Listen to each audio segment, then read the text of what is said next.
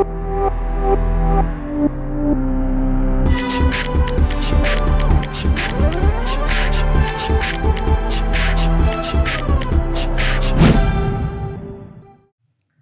दोस्तों, तो अगला क्वेश्चन को देखते हैं क्या है।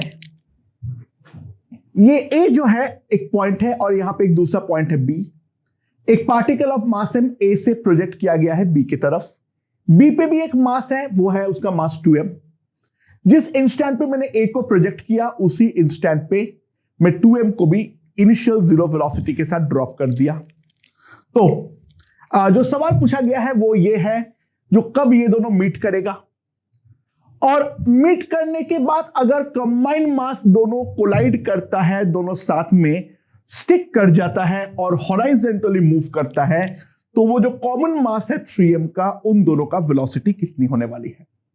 ठीक है, सो बेसिकली क्या हो रहा है, अगर मैं ग्राउंड फ्रेम में देखूं, बी तो हमारा डेफिनेटली वर्टिकली आ रहा है और ए जो है वो हमारे से प्रोजेक्टाइल मोशन कर रहा है। ठीक है, एंड उसके बाद दोनों यहां पर कंबाइंड मास 3m का वेलोसिटी v के साथ इस तरफ आगे चला जाएगा। राइट, ये हमारा सवाल का सिनेरियो है। तो पहले पार्ट को सॉल्व करने के लिए लेट्स स्टॉप बी। ठीक है, अच्छा बी को मैं जैसे ही स्टॉप करूंगा, बी का इनिशियल वेलोसिटी 0 है, ए का वेलोसिटी पे तो हाथ नहीं लगेगा, बट दोनों का ही एक्सीलरेशन जी डाउनवर्ड है, उस कारण पे तुम्हारा दोनों का एक्सीलरेशन 0 हो जाएगा, यानी acceleration of A with respect to B will be equals to 0. That implies with respect to B, A will move with constant velocity that is equals to u vector. With respect to B, A will move with a constant velocity that is equals to u vector. Now, relative displacement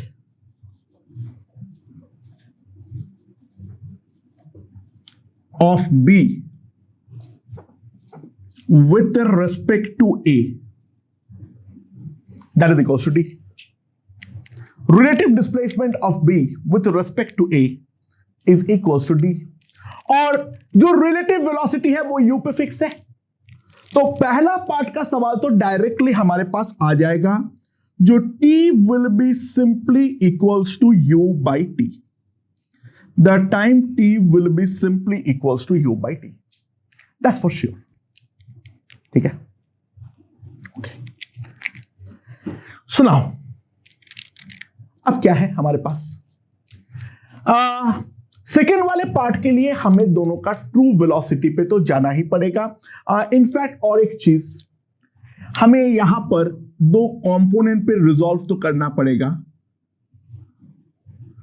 तो मैंने vertical velocity को for sake of simplicity v मान लेना हूं, तो automatically ये वाला velocity आ जाएगा √u² माइनस v²। ठीक है, मैंने अपवर्ड डायरेक्शन को प्लस आई कैप माना और प्लस जे कैप माना, और डाउन ये राइटवर्ड डायरेक्शन को प्लस आई कैप माना। So true velocity of A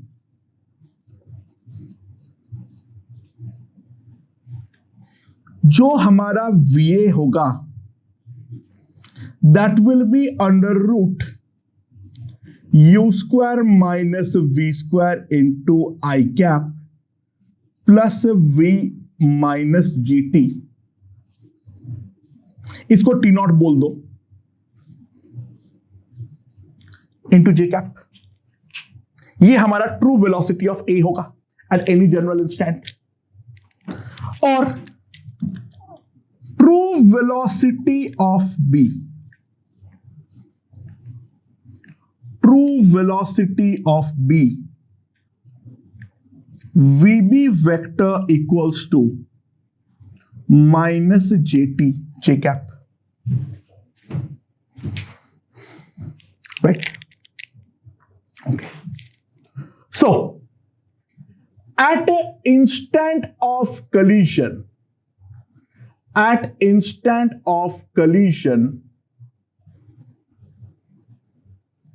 linear momentum,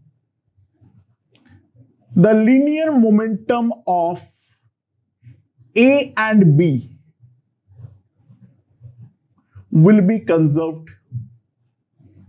जो A और B को अगर मैं सिस्टम मानता हूं तो उस सिस्टम का लीनियर मोमेंटम जो होगा वो डेफिनेटली हमारा कंजर्व होने वाला है, क्योंकि जो mg एक्सटर्नल फोर्स है उसका इंपल्स तो जीरो है, जब वो कोलाइड करके स्टिक कर रहा है वहां पर इंपल्स ऑफ mg जीरो होगा, तो मैं सिस्टम का लीनियर मोमेंटम डेफिनेटली कंजर्व कर सकता हूं। ठीक है, अच्छा ना पहली बात एक चीज ध्यान दो, जो हमारा नेट वेलोसिटी को अगर मैं v वेक्टर बोलता हूं वो कितना होगा, m into V A vector plus 2m into VB vector by 3m, ये हमारा v वेक्टर होगा, राइट। सो यहां पर अगर मैं ध्यान दूं,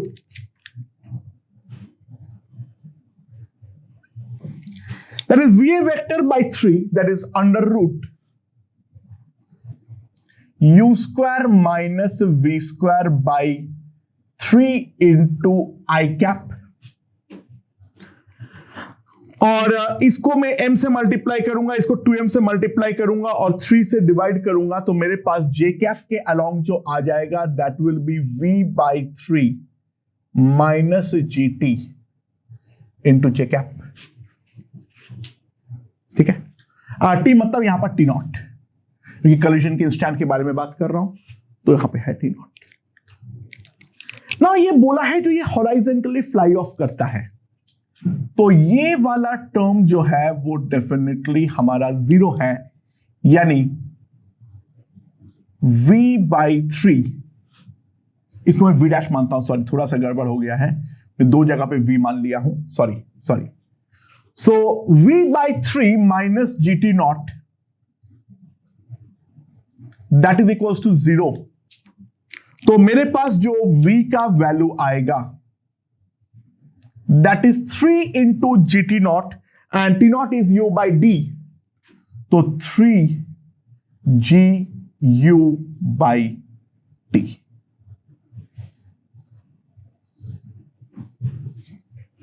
ये हमारे पास आ जाएगा, राइट। अरे यार मैं क्या लिख रहा हूं, सॉरी दोस्तों, सॉरी, मेरे ख्याल से तुम लोग गलती पकड़ लिए होंगे, सॉरी।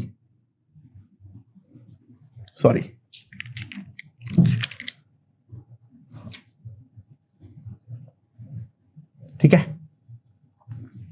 ये हमारा v का वैल्यू है, और v का वैल्यू अगर ये है तो ये वाला कंपोनेंट तो जीरो है, तो जो हमारा फाइनल वेलोसिटी का मैग्नीट्यूड होगा v dash that is 1/3 under root u square minus v square, that is 9g square d square by u square.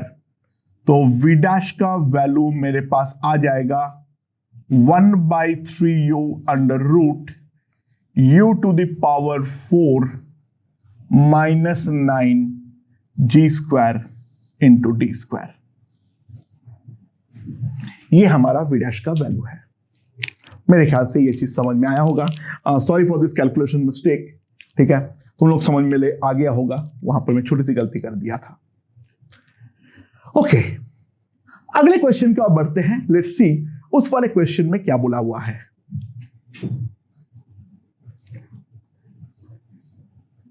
हमारे पास 3 बॉल्स इस तरीके से रखा हुआ है,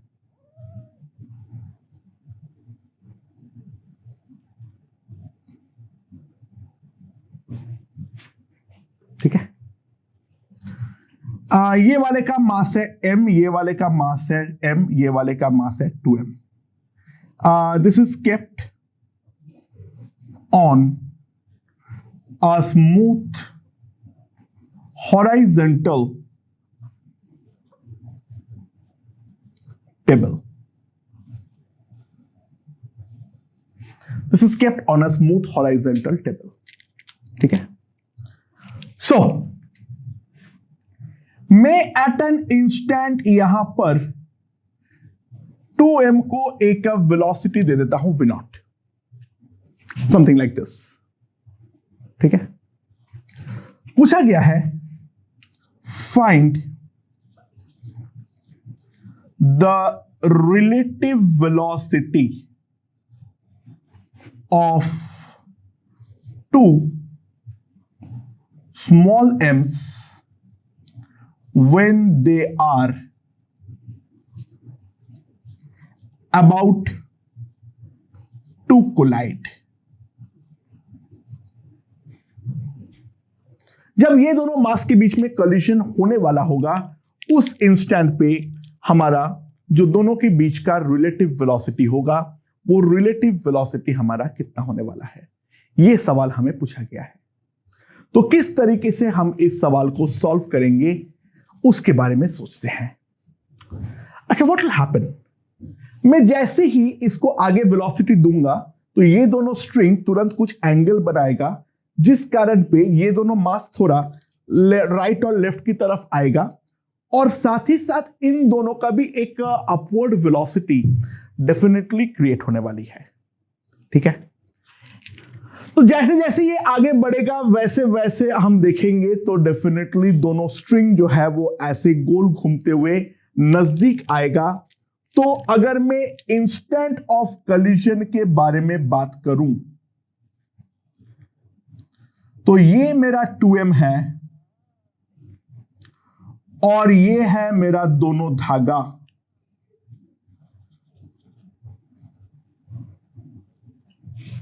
ये नियरली वर्टिकल हो जाएगा हमारा, ये नियरली हमारा वर्टिकल हो जाएगा धागा. वर्टिकल मतलब ऐसे वाला, तो पूरा चीज तो हॉरिजॉन्टल टेबल पे है, मतलब स्ट्रेट हो जाएगा ऐसे. एंड क्योंकि ये दोनों धागा नियरली वर्टिकल है तो ऑब्वियस सी बात है, अगर 2m का वेलोसिटी इस इंस्टेंट पे v है तो ये दोनों का भी वर्टिकल डायरेक्शन में तो v और v ही होना पड़ेगा, अदरवाइज जो धागा है वो हमारा टूट जाएगा. अदरवाइज जो धागा है वो हमारा टूट जाएगा. इसका जो वेलोसिटी होगा इसका भी उसी डायरेक्शन में वही वेलोसिटी होना पड़ेगा. एंड इसके अलावा इसके पास एक इस डायरेक्शन में v1 होगा और इसके पास इस डायरेक्शन में v1 होगा. हाँ कि ना, समझ में आया? This will be the scenario at the instant of collision.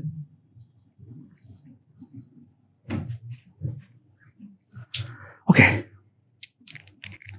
अगर ध्यान दो, बाय द वे इसका v1 क्यों होगा वो खुद दिमाग लगा, वो ऑब्वियस है, बाय सिमेट्री होना चाहिए, अदरवाइज और एक फिनोमेना भी है, सोचो वो. इसके अलावा और एक चीज तो मैं बोल सकता हूं, जो हमारा टोटल लीनियर मोमेंटम होगा of 3 balls system need to be conserved. जो हमारा 3 ball सिस्टम है उसका लीनियर मोमेंटम तो डेफिनेटली कंजर्व होना ही पड़ेगा, क्योंकि यहां पर जो भी हमारा फोर्स है वो दोनों केवल टेंशन फोर्स है, बट तीनों को एक सिस्टम मानने के बाद टेंशन हमारा इंटरनल फोर्स है. तो मैं इस डायरेक्शन में अगर लीनियर मोमेंटम कंजर्व करूंगा, इन दोनों का मास इक्वल होने के कारण दोनों का वेलोसिटी इक्वल होगी. और इसके अलावा मैं एक और चीज लिख सकता हूं, ये वाला डायरेक्शन के along 2m into v naught is equals to 4m into v, तो v जो आ जाएगा that will be equals to v naught by 2. That will be the value of velocity v. ठीक है, ओके। तो अब बात है v1 में किस तरीके से निकालूंगा। उसके लिए mechanical energy of the system, mechanical energy of the system is conserved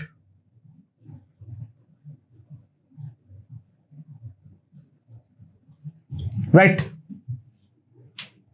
ना धागा तो कोई काम नहीं कर सकता है, कुछ नहीं कर सकते, उसके अंदर एनर्जी स्टोर नहीं हो सकता है।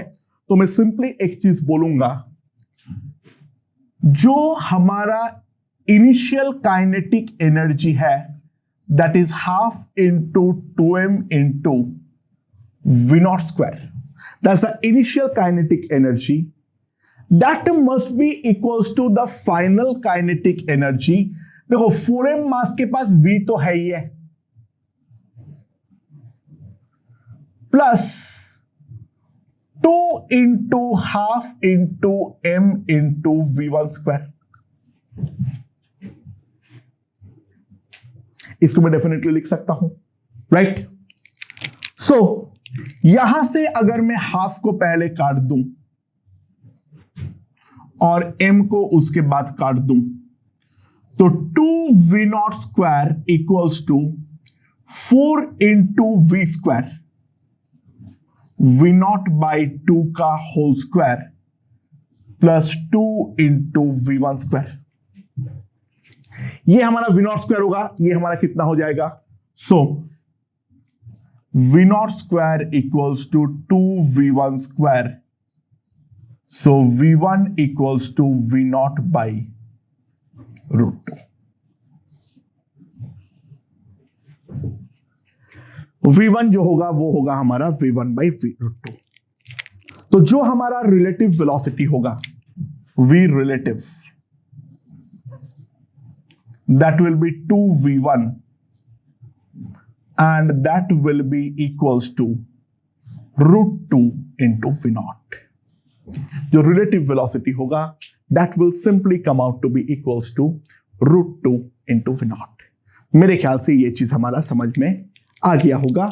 ये हमारा रिलेटिव वेलोसिटी का फंडा है। क्या मोशन है वो पूरी तरीके से समझ में आ गया होगा। It's a simple again conservation of linear momentum and energy. Okay, right. अगला क्वेश्चन देखते हैं, लेट्स सी क्या बोला गया इस पे।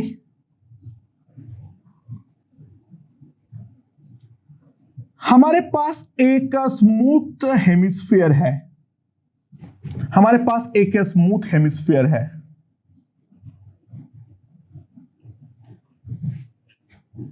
ठीक है, और वो खुद एक स्मूथ ग्राउंड पे रखा हुआ है, सब कुछ स्मूथ है, कहीं पर कुछ नहीं है।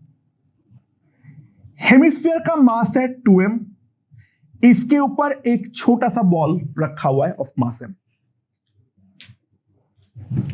जी मेरा इस डायरेक्शन में कोलाइड कर रहा है, सॉरी जी मेरा इस डायरेक्शन में एक्ट कर रहा है, सॉरी।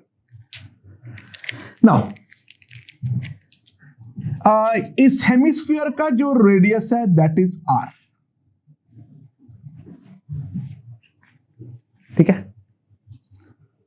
नाउ मैंने ये वाला जो मास स्मॉल m है, ये वाला जो मास है स्मॉल m, उसके बारे में अगर बात करूं तो वहां पर मैं उसको वेलोसिटी दे देता हूं अंडर रूट gr/2, ठीक है। मैं यहां पर इसको एक वेलोसिटी देता हूं अंडर रूट gr/2। तो calculate at what angle with the vertical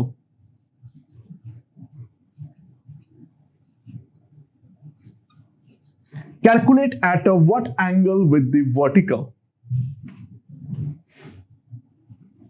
Small m leaves the hemisphere. किस एंगल पे स्मॉल m जो है वो हमारा हेमिस्फीयर को लीव करेगा?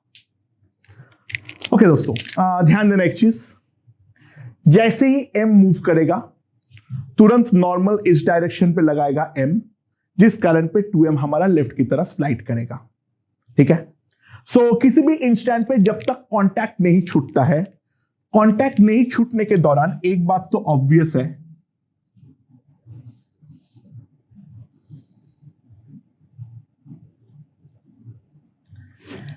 अगर 2m वाले का वेलोसिटी होगा 2v,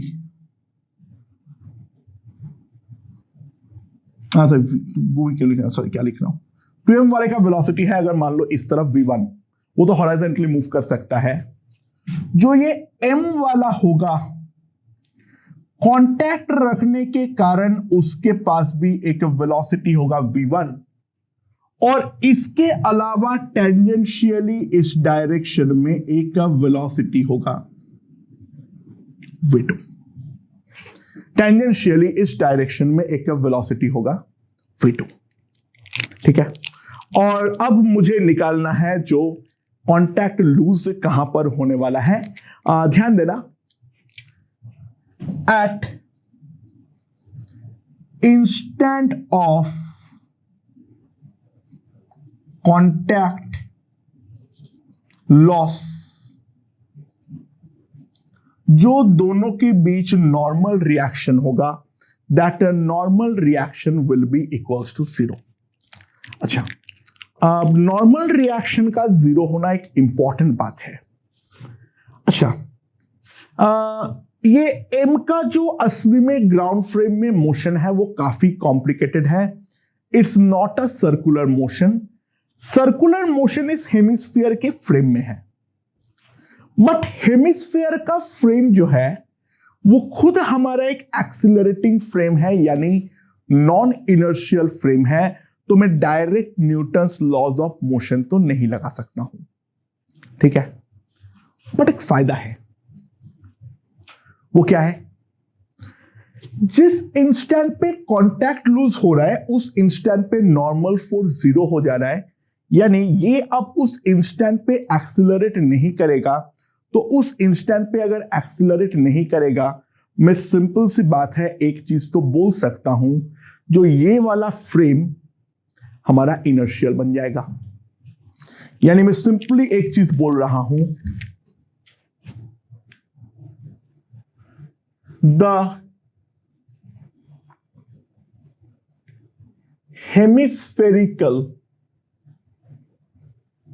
frame is inertial at the instant of contact loss।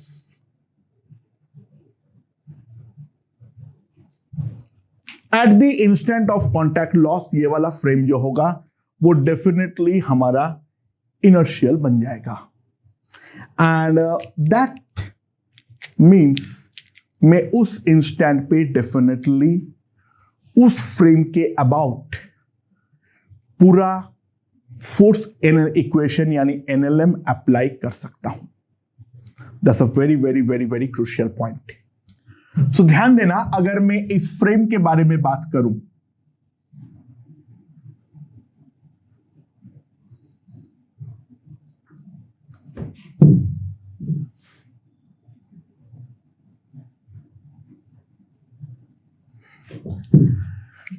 इस फ्रेम के रेस्पेक्ट में इसका स्पीड जो है दैट स्पीड इज v2।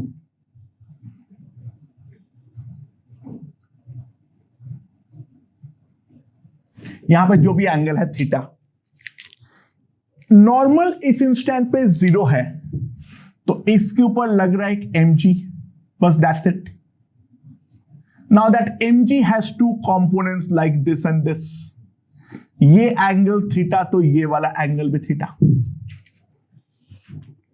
ठीक है। सो मैं सिंपली एक चीज लिख सकता हूं, जो M G cos theta is equals to M V two square by R, M is gone,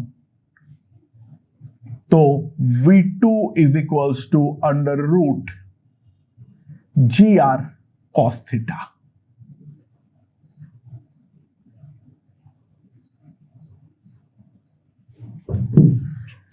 V2 is equals to under root G R cos theta. ये पहला रिलेशन में लिख सकता हूं।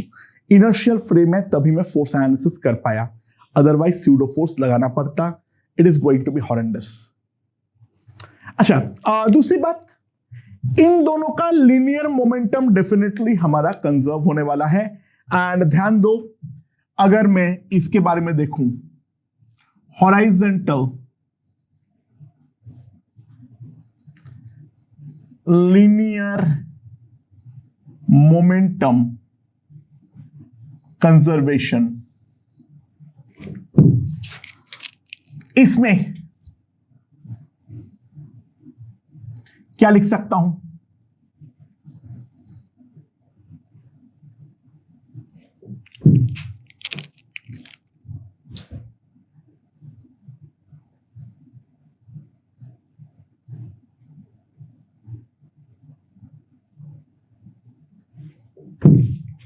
ये एंगल है theta,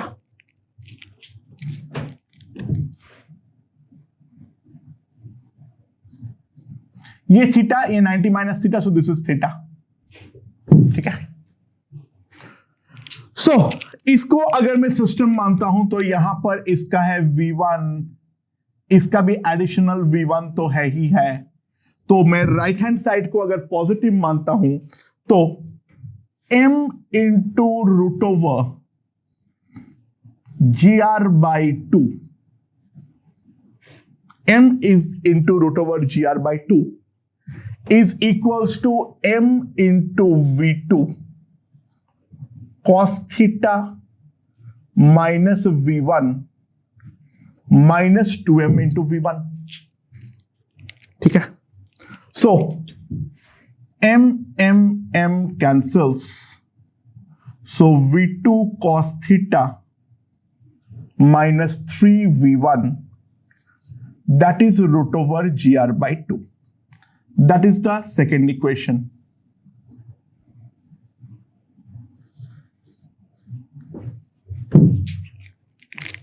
And last is energy conservation.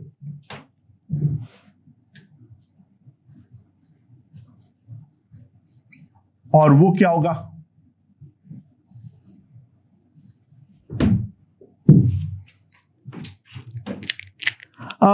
Energy conservation equation में क्या लिख सकता हूं? ध्यान देना, इसका